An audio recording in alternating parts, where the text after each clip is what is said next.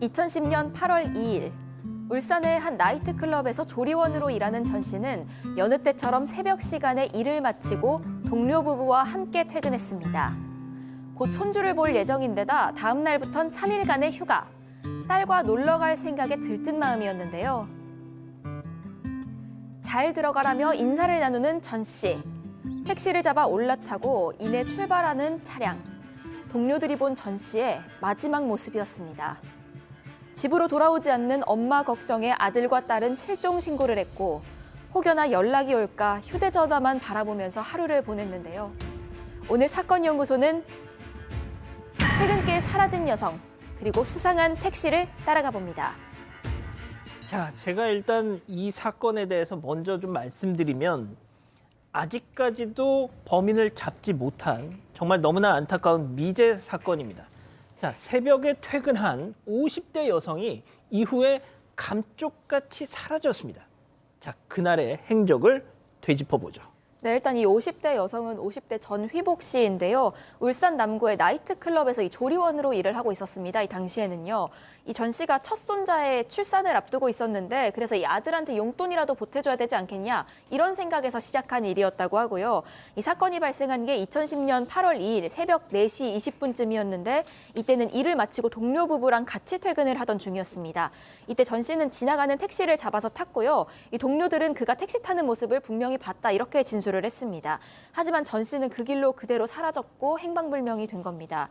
한편 이 전 씨 가족들도 어머니가 돌아오지 않는다라면서 실종 신고를 합니다. 네. 하지만 이 성인이라는 이유로 이 경찰이 별로 무게를 두지 않았던 것 같습니다. 아하. 하지만 사실 이 전 씨 같은 경우에는요. 말씀드렸듯이 곧 첫 손주가 태어날 예정이었고 또 이 아이 용돈이라도 주려면 열심히 일해야 한다면서 굉장히 성실하게 일하던 사람이었고 또 사건 다음 날부터 3일간 휴가 내고 딸이랑 놀러 가기로 돼 있었습니다. 다시 말해서 가출 가능성이 아주 낮은 인물이었던 거죠. 가출을 할 상황이 아니었네요. 그렇죠. 그럼에도 불구하고 경찰 같은 경우는 어떤 기준이 있어요.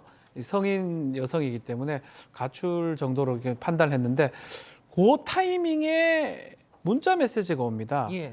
그 문자 메시지 뭐냐면 딸의 신용카드를 이 전 씨가 쓰고 있었는데 현금 서비스 받는 문자 메시지가 나옵니다. 세 차례에 걸쳐 가지고 100만 원을 띠롱띠롱띠롱 이렇게 뽑는 문자 메시지가 그럼 오고 그 생활받은 반응이지 그렇죠. 않습니까? 그래서 바로 경찰에 신고하고요. 경찰이 출동을 했는데 알고 보니까 이제 그 전 씨 일하는 식당 그 근처에서 한 300m 떨어진 편의점 두 곳에서 이제 그것이 인출이 됐고 경찰과 가족들이 글로 달려갔었습니다. 편의점 임매에서 그거 인출한 사람 잡아야죠, 빨리. 바로 가족들이 쫓아갔습니다. 근데 그 편의점이 있지는 않았는데 예. 업주한테 사정을 얘기하고 CCTV를 봤더니 확인이 된 거예요. 어떤 사람이 뽑았는지를. 예, 예. 그리고 가족들이 주변에 이제 지인 승용차를 타고 주변을 급히 돌았습니다. 경찰 도착 예. 전에. 그리고 CCTV에 찍힌 남성과 똑같은 옷을 입은 사람을 찾았어요. 네.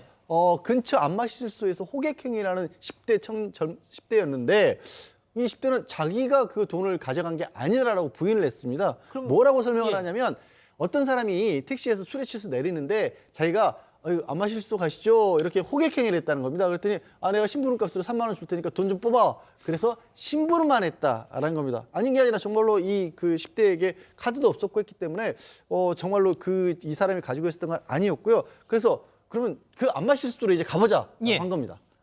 자, 그러면 그 돈 뽑아 오라고 했던 그 사람 잡으면 되잖아요. 예, 그런데 그러지는 못하고 이제 그 사람이 안마시술소로 갔다고 그렇게 호객꾼이 얘기를 했잖아요. 그래서 급하게 안마시술소를 찾아가서 이 경찰이 얘기를 들었습니다. 하지만 이 업소를 나온 남성이 택시를 타고 어디론가 사라진 상황이었습니다. 사실 안마를 받았다면 시간이 굉장히 오래 걸리고 오래 그렇죠. 머물렀을 텐데 업주가 이 사람을 문전박대했던 겁니다. 왜냐하면 이 안마방 업주가 말하기를 이 사람이 업소에 들어왔는데 술 냄새가 너무 났다는 겁니다. 이렇게 만취 상태의 손님을 받으면 사실 문제가 생길 가능성이 크잖아요. 그래서 도로 내보냈다고 진술을 했습니다. 하지만 이 안마방 주인은요. 그러면서 실랑이를 벌였기 때문에 이 남성의 인상착의를 비교적 상세하게 기억을 하고 있었습니다. 그래서 이런 증언을 바탕으로 해서 몽타주를 그렸고 이 다음 날 현상금 500만 원을 내걸고 신원 수배를 시작을 했습니다. 그리고 이 남성이 술 취해서 택시에서 내렸기 때문에 다시 돌아갈 때도 택시를 탔을 것이다. 이런 생각을 가지고 그 택시를 운전한 기사를 찾기 시작합니다. 자, 그 10대 호객꾼과 안마방 주인의 증언을 바탕으로 만든 몽타주가 지금 보신 저 모습입니다.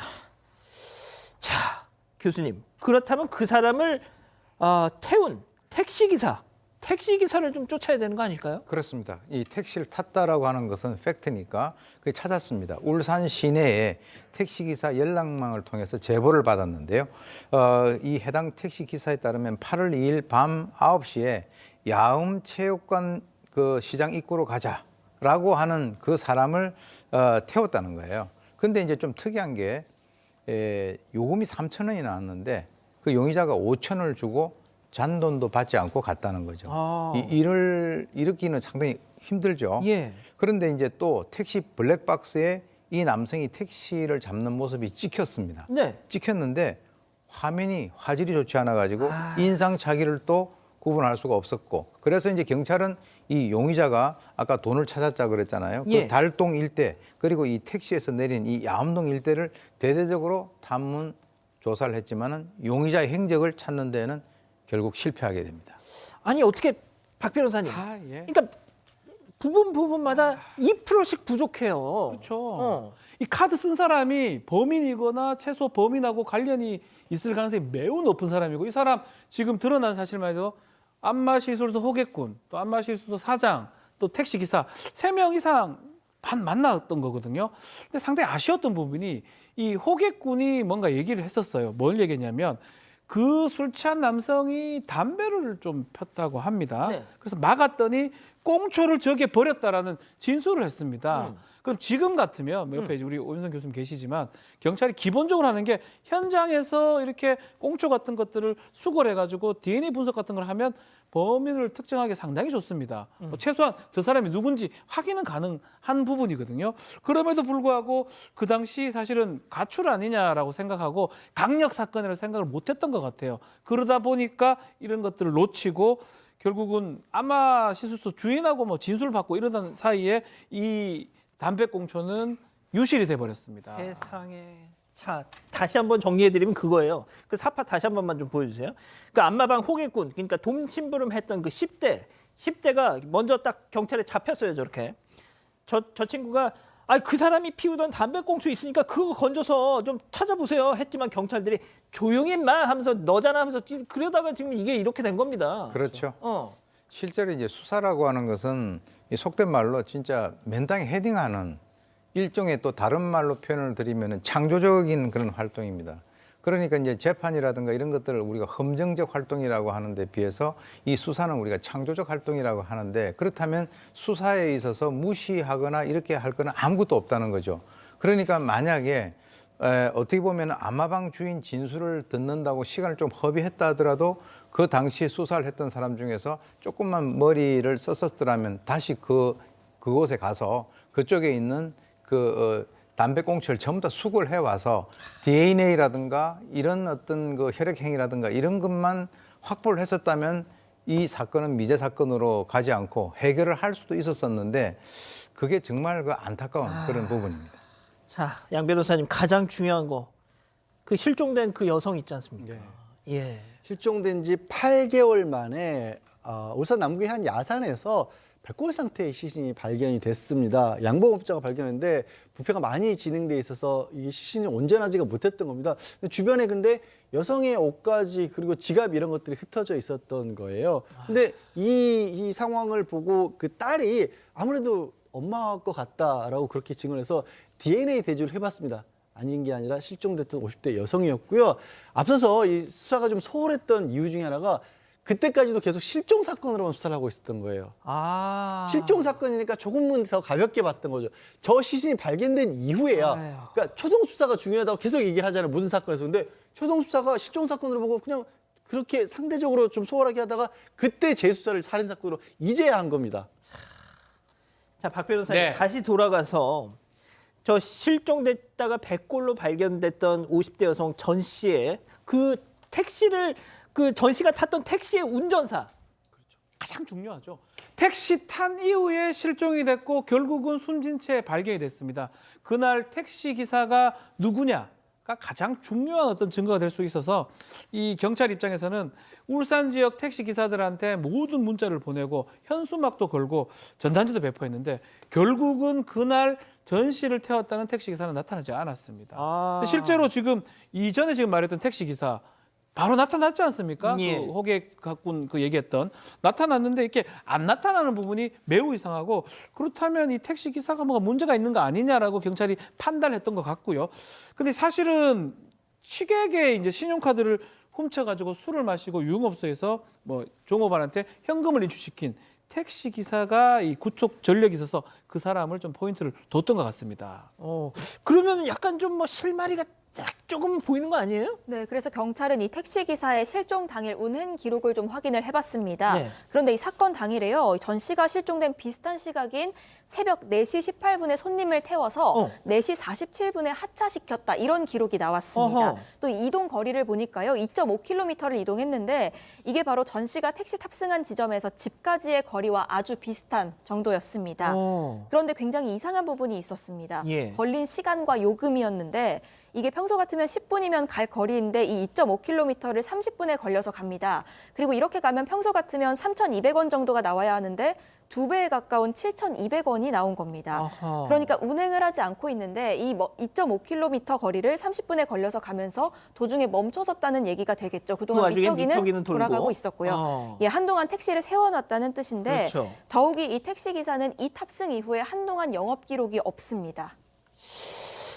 범인을 잡을 수 있을 것 같은데. 그래서 좀 추가 조사를 했죠. 택시기사를 불러서 조사를 했는데 아이고 왜 차 세워놓고 있었느냐, 메뚜기 왜 들어갔냐 했더니 그냥 잠자려고 시동을 걸었다라고 한 대답을 하는데 뚜렷한 알리바이를 또 제시를 못합니다. 수상하죠. 근데 문제는 이게 8개월이 지났어잖아요. 사건이 지나서. 나머지 증거들이 아예 없어요.